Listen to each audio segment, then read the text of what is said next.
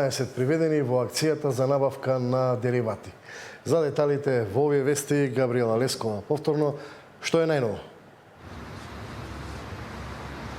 Добро вечер, Маријан. 13 лица и една фирма под лупа на истражните органи се сомничат дека злоупотребиле јавен тендер перење на пари, меѓутоа и оштетување на државниот буџет за 167 милиони евра.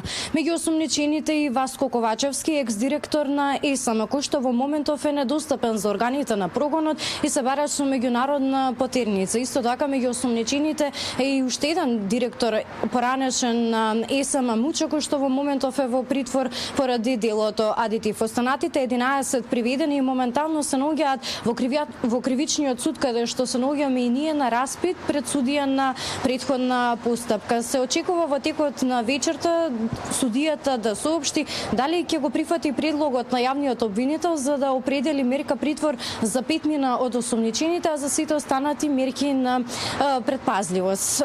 Како што напоменав и претходно, станува збор за злоупотреба на јавен тендер за набавка на мазут за потребите на ТЕЦ Неготино. Главната фирма која што се сомничи дека вршила злоупотреба е РКМ, нејзини собственици се Радко Капушевски и Ерџан Сулковски.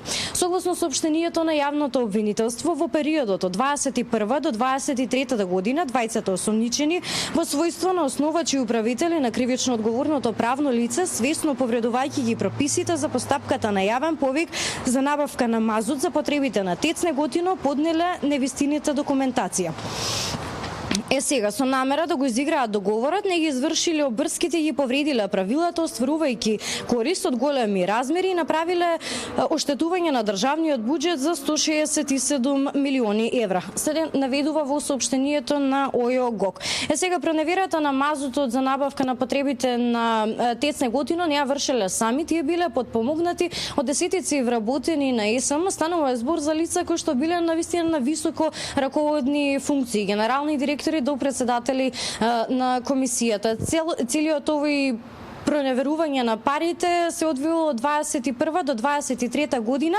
Вработените во ЕСМ им подпомогнале да оваа фирма го снабдува со мазут ТЕЦ Неготино до 28 февруари 23 година. Сега се поставува прашањето како се переле парите кои што ги добиле од оваа сделка. Собствениците на оваа фирма РКМ купиле два луксузни автомобили, станува збор за Мерцедес Бенц марки, а сите останати ги распределиле на сметки во различни банки кои што ги имали и потоа ги ваделе во готово. Ние остануваме на терен да ја проследиме одлуката на кривичниот суд. Значи во текот на вечерта, откако ќе заврши распитот на овие 11 осомничени кои што во моментов се наоѓаат овде во кривичниот суд, судија на претходна постапка ќе треба да одлучи дали ќе го прифати предлогот на јавниот обвинител за определување мерка притвор за 5 мина од овие осомничени, а за сите останати мерки на предпазливост. Благодарам, Габриела Лескова. Очекуваме детали во вестите во 23.